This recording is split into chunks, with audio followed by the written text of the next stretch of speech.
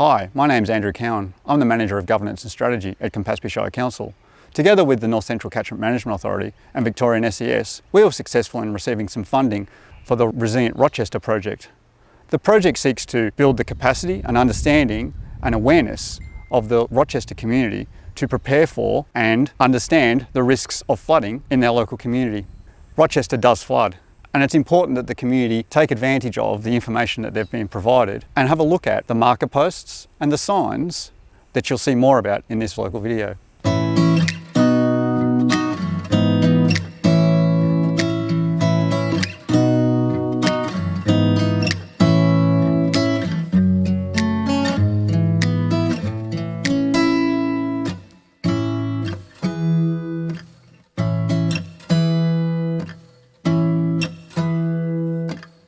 So in the January 2011 floods, I was very new to SES. I'd only been in SES for about 12 months. I knew nothing about floods at all, and once we were called in here on the Friday morning, we got told that the river's going to flood. It'll be higher than the previous flood in the November. They didn't really know exactly how high it was going to be. I didn't actually get home until the Monday night after that because the bridge was closed and we were just so busy here.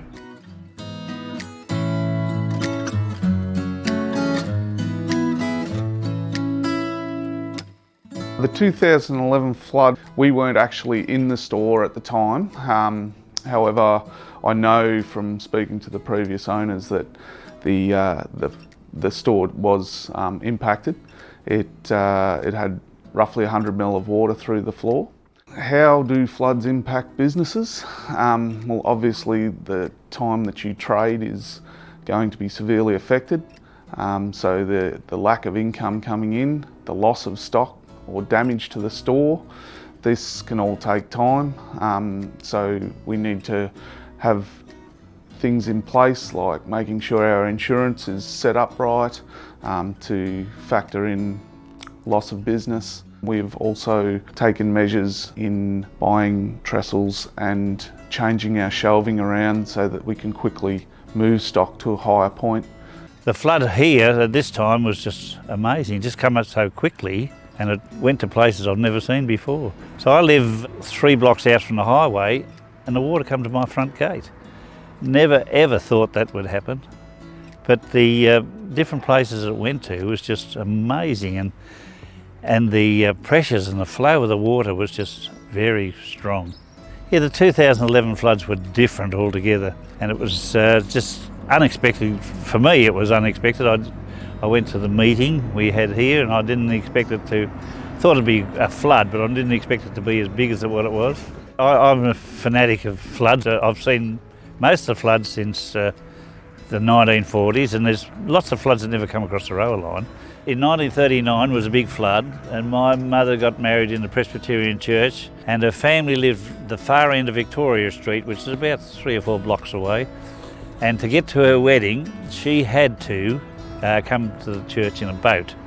As I said to you before, I don't know much about the flood because I wasn't in the boat. Because I was the second born anyway.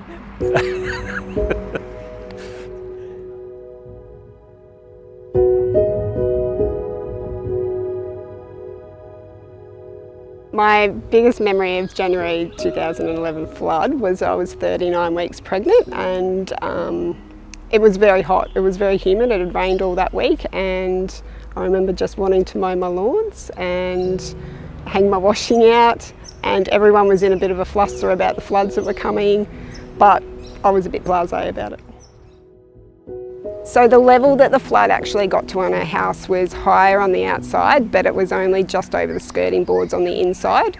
Next time I would actually have a plan to leave. I'd leave earlier than I did last time. And I would actually inform my kids about what we would do in an emergency.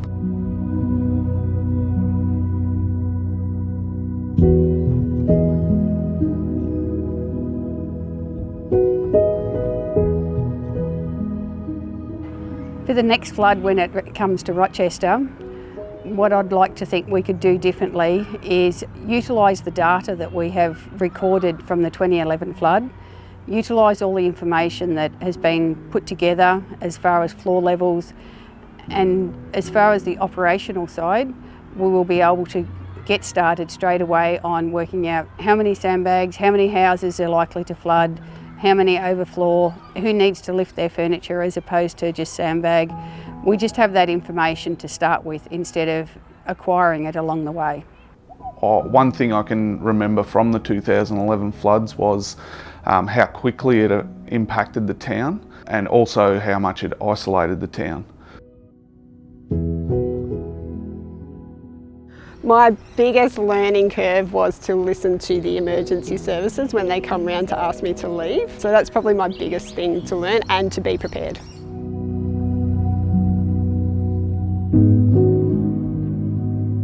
Ten years down the track, considering where people are at, there's been an immense amount of work put into the Resilient Rochester project and preparing the community for further floods. The Resilient Rochester program will help to alleviate anxiety in the community by creating awareness of how you will be impacted by certain flood heights and flood levels.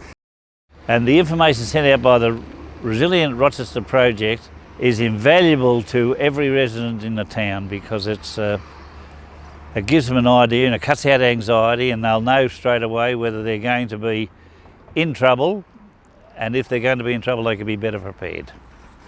When a flood warning is issued by the Bureau of Meteorology, a level is provided for the Rochester town gauge. This gauge has been updated to an automated gauge since the floods of 2011. So when a level is provided as a prediction for the Rochester town gauge, it will be linked to each individual flood marker around town to provide an indication of the level that floodwaters may reach during that flood event.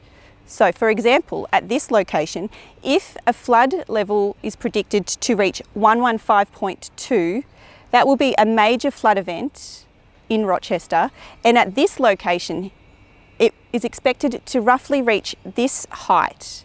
The flood height at the Rochester town gauge has also been directly linked to each individual property in town, and that information has been printed on the magnet that was received in the information packs. This information can also be obtained free of charge from the North Central Catchment Management Authority's Flood Eye site.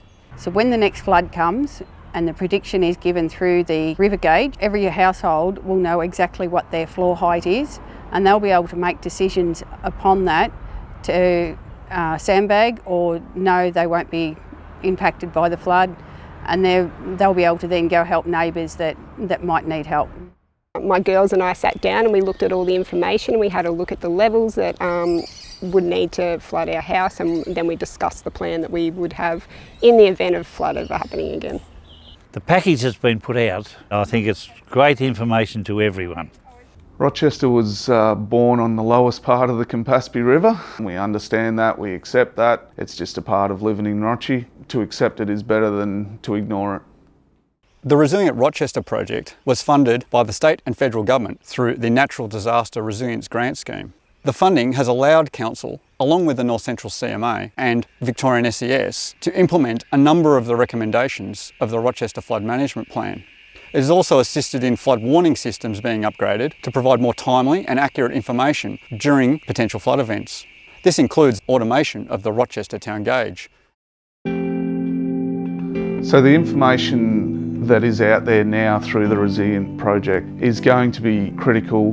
In 2011 we were unaware of what levels were going to affect us. Now we know, okay, when it hits a certain level we need to start acting.